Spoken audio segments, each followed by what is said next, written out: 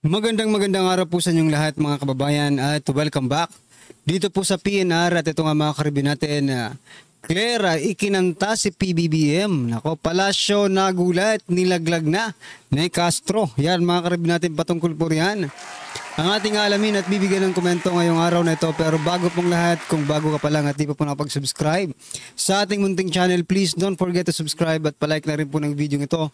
Maraming salamat po at ito na nga, simulan na po natin to. Sawa na ang bayan ko sa pagnanakaw na tao.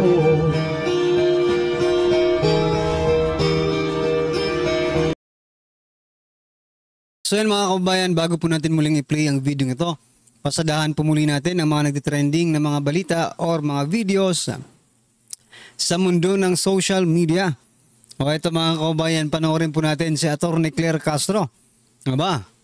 O ito dinali po, binanatan pala nito si President Bongbong Marcos Jr., yung boss niya, binanatan niya mismo nung nagbablog pa po siya mga kababayan. Ito, pakinggan po natin to. Ano kaya ang pakiramdam nila ngayon, no? Talagang feeling ko naggagamitan lang sila ngayon kasi si PBBM gamit niya si Castro, no? Si Yusek Castro to para tirahin po, tirahin ang mga Duterte. Ito namang si Castro, ginagamit niya rin si PBBM to para pagkakitaan, di ba? Kaya nga nag-vlog ito mga kababayan para kumita rin siya doon, di ba? Ito ng pagkakataon para kumita ng malaki-laki siguro yan ay opinion ko lang mga kababayan. Ito, pakinggan po natin to mga karibin natin. Ang nakakataka part na ganito, ilan na ba ang advisor ni Pangulong Marcos? Yan. Maliban sa mga sekretaris niya. Ibig bang sabihin nito, partner? Ayoko kasi maging nega, partner. Yan. Di ba pag sobrang dami mong advisor, para lumalabas, wala ka talagang alam. Yan mga kababayan, narinig nyo po. Coming from the very mouth of Yusek Claire Castro. Walang alam si PBBM kaya marami siyang secretary, di ba? At saka yung mga advisor, yan mga kababayan. At malamang sa malamang, isa po, si Claire Castro, mga karibin natin, na ginagamit ni PBBM, no? Hindi mo lang yun naintindihan, Claire Castro. Pero ngayon, siguro, diring-diri ka na dito sa mga sinasabi mo noon, kaya PBBM. Dahil ikaw mismo, kinain mo yung mga sinasabi mo. Bakit ba Franz Castro lagi ang nasasabi natin? Nasanay kasi tayo kay Franz Castro mga kababayan. Oy, teka lang, baka nagalit to doon kay Vice President Sara Duterte, no? Nung tinawag po na magkapatid ni Vice President Sara Duterte si Castro, si Franz at saka si Claire Castro, no? Nagalit po yung dalawa. Nako po mga kababayan. Pero teka lang, ang gusto ko pong i-point out dito mga karibin natin, alam mo pala, no, Claire Castro, alam mo pala yung dahilan kung bakit maraming advisor at saka secretary si President Bongbong Marcos Jr., no? Dahil sabi niya, walang alam. Nako po. Di ba?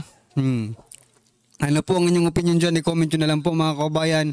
At ito, pasadahan po natin itong about sa 20 pesos na kilo ng bigas. Ito, simulan po natin dito. Ito po mga kababayan, no? NFA rice yan mga karibin natin. Ito po yung binibenta nila, na bigas, na 20 pesos na kilo ng bigas. Pero medyo maitim na mga kababayan, no? Pati nga sako, ang dudungis ng sako mga karibin natin, no? Sabi dito sa post ni Natasha Ricanya, no? Sabi niya po dito, this is the 20 pesos per kilo rice. Hugasan nyo na lang, bali 50 times, puputi din yan. Nako po, yan ang habang sinasabi ko. Kasi tingnan nyo, hindi lang talaga talagang maitim-itim mga kababayan. Yung bigas na 20 pesos mga karibin natin. Speaking of 20 pesos per kilo of rice, eto. Ha? Nagpabilib. Gusto namang magpabilib ng ng Department of Agriculture. Yan mga Department of Agriculture yan, mga kabayan. Department of Agriculture nagsaing at kinain sa harap ng media ang 20 pesos na bigas. Light camera action. Ako po. Kami wag niyong pinaglololoko ha. Kami wag niyo kaming pinaglololoko. Ha? Kasi tingnan niyo naman yung mga plato ninyo. Platito lang yan. Ano yan? Ganyan kumain ng mga Pilipino? Minsan nga, mga kababayan, kahit walang ulam, basta may sinaing tayo, may bigas tayo, di ba? Okay na yan, makasurvive na tayo. Pero dito, maniniwala ba kayo? Maputi nga yung dito no? Yung bigas nga nila, maputi dito Iba siguro yung sinaing nila sa binibenta nila, mga kababayan. Talaga naman. Sige nga, kung talagang totoo yan, 1 week. Yung ganitong bigas, wag ganyan. Kasi ganito yung binibenta nyo yata nag-post po dito ganito. NFA rice na medyo maitim-itim. Bakit dito pumuti na yung NFA rice nila? Ano to? Photo ops? Photo ops ba ito, mga kababayan? Hindi namin kailangan ng picture-picture ninyo. Ang kailangan namin ay magpakatotoo tayo dito, mga karibyo natin, no? Mas lalo nyo pong sinasaktan ang damdamin ng masang Pilipino. Sa ginagawa nyo yan, papakitang tao pa kayo? Hindi ba?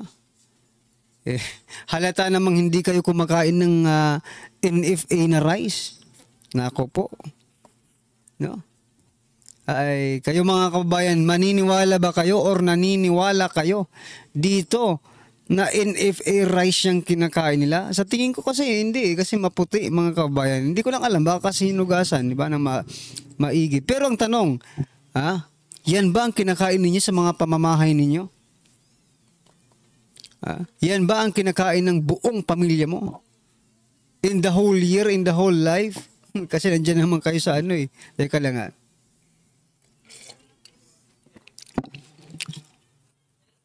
Grabe pong mga ito. Pinagluloko ang taong bayan. No? Hindi nyo po kami madadala sa pakain-kain na yan. For documentation lang siguro yan ginagawa ninyo. Ay nako. Anyway, ano pong inyong opinion dyan, mga kababayan, at ito pa. Speaking of rice pa rin, mga kababayan. Sabi po dito ni DA Secretary Chu Laurel,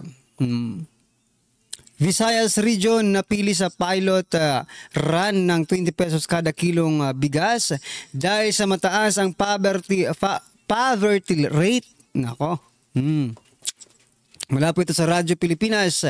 Isa sa mga rason kung bakit napili kita bilang pilot run sa 20 pesos per kilo rice program ang Visayas ay dahil sa nais tugunan ng pamahalaan ang mataas na antas ng kahirapan sa Visayas Region sa pamagitan ng pag-aalok ng murang bigas.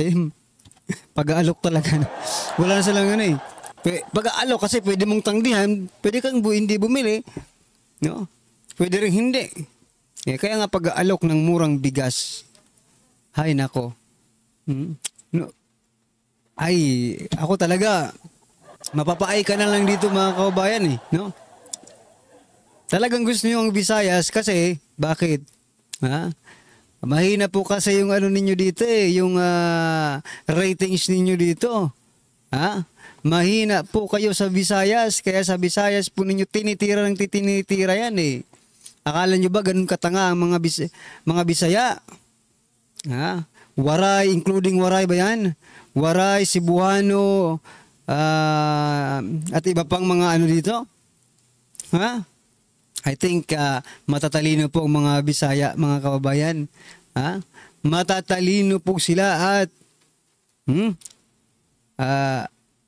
yan, hindi I think this is not the reason for you to win dito sa Visayas. Hindi po ito magiging rason. Bagkos ito po ang magiging dahilan para mas matalo pa kayo dito sa Visayas. Anong akala nyo mga uto-uto ang mga Bisaya? Hindi po. Tumigil na kayo. Ito pa, mga kababayan. Ito naman pong balita dito po sa Philippine News Agency. Ito po, Philippine State-controlled media po ito. Just in, Filipinos have reaffirmed their strong trust and support for President Ferdinand R. Marcos Jr. based on the result of the recent survey by Okta Research. Conducted from April 2 to 5. Nagkandak agad ng Nagkandak agad ng bagong survey kasi nung una 25% na lang mga kababayan. Ngayon bumabawi yung bumawi sila. April 2 to 5, 2025, Okta's tugon ng masa survey showed that 6 out of every 10 Filipinos express strong trust in the president, while 15% express satisfaction with Marcos' leadership. Naniniwala ba kayo dito, mga kababayan? Hindi ko alam kung bakit. Maituturing bang natin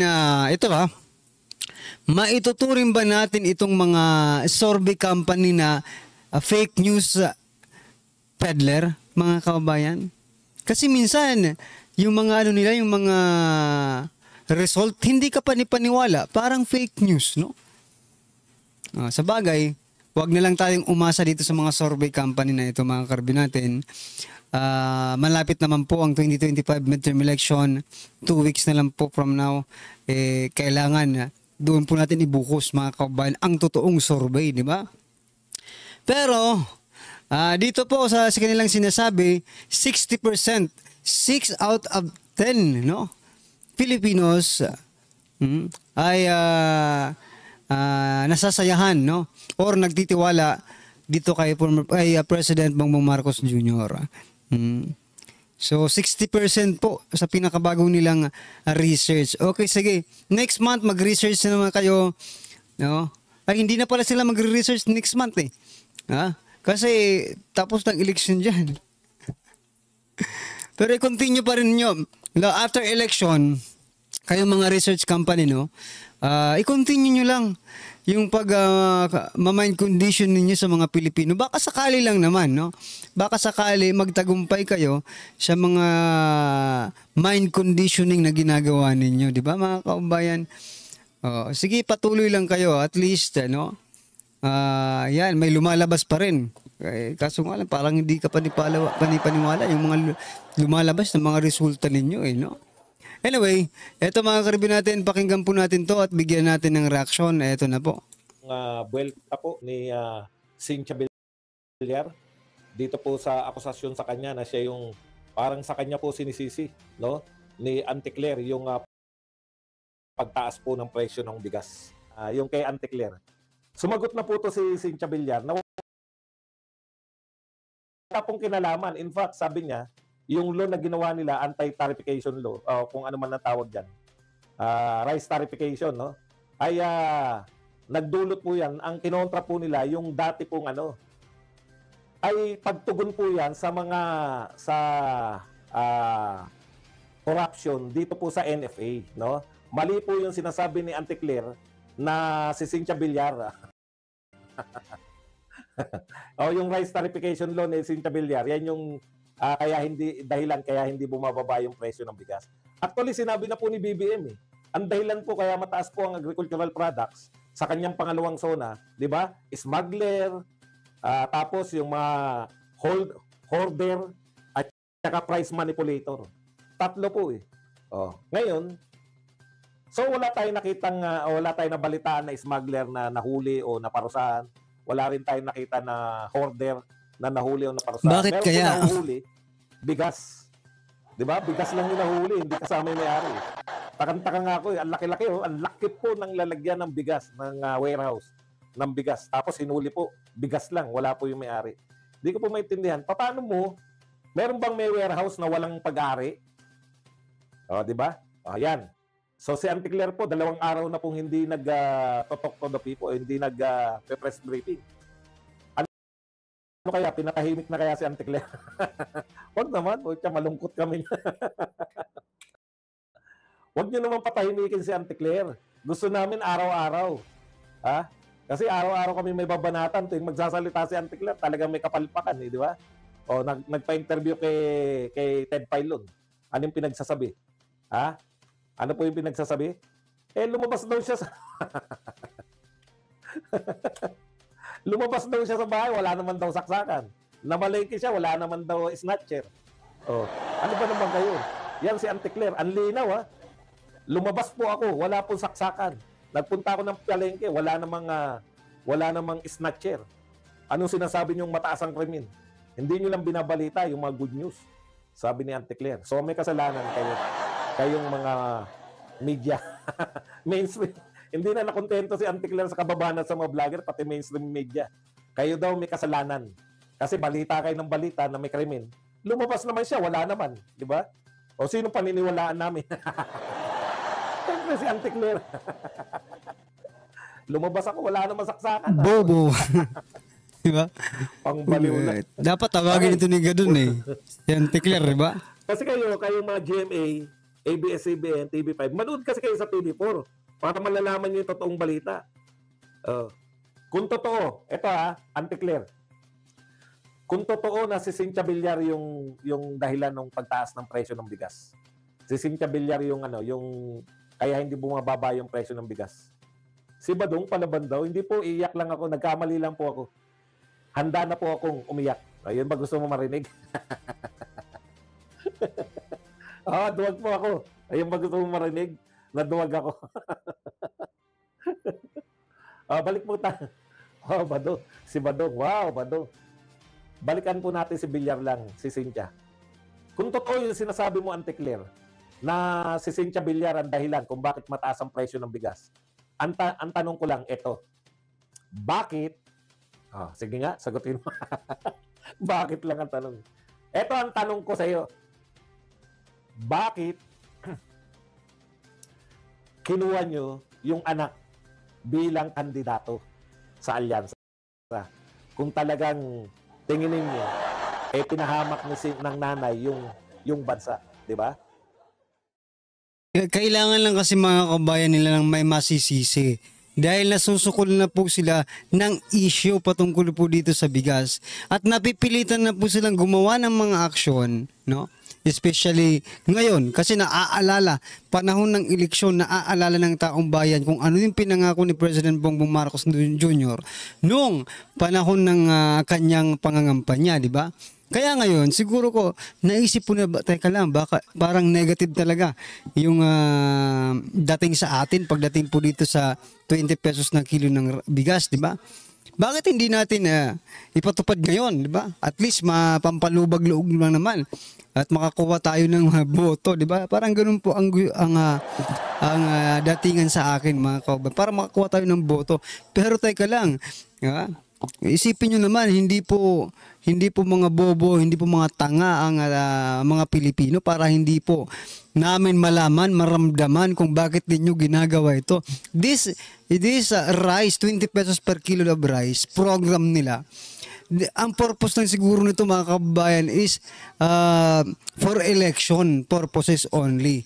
Subukan natin after election kung nandito pa ba ito mga kababayan, no? Malamang wala na po ito. Kasi sino ba? Sino ba ang gustong kumain ng 20 pesos na kilo ng bigas na gaya ng pinakita natin kanina, 20 pesos pero yung itim, di ba? Maitim na NFA. At saka sino ba ang maliit na mga municipality ang magsasubsidize ng ganyang klaseng pagkain, di ba? Wala. Wala po silang ganoon. Tapos nagsasuggest pa kayo, sige mangutang yung mga maliliit na na mga municipalities, di ba? Mangutang kayo tapos yun para makabili kayo ng 33 na pesos per kilo ng rice tapos ibebenta nyo ng 20 pesos.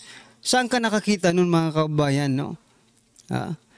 Hindi ba kayo marunong magnegosyo? Ang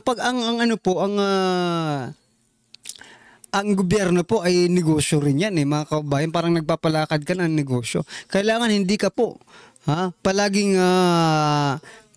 lugi. Kailangan tumubo ka. Paano ka makakabayad ng mga utang mo, 'di ba? Kung hindi ka tutubo doon sa mga ginagawa ninyong negosyo, di ba mga kababayan? Simple logic lang, hindi nyo na maano. Well, anyway, ano pong inyong opinion dito mga karabin natin, i-comment nyo na lang po. At maraming salamat po. Please don't forget to like the video. Maraming salamat po. Sawa na ang bayan ko sa naglakad na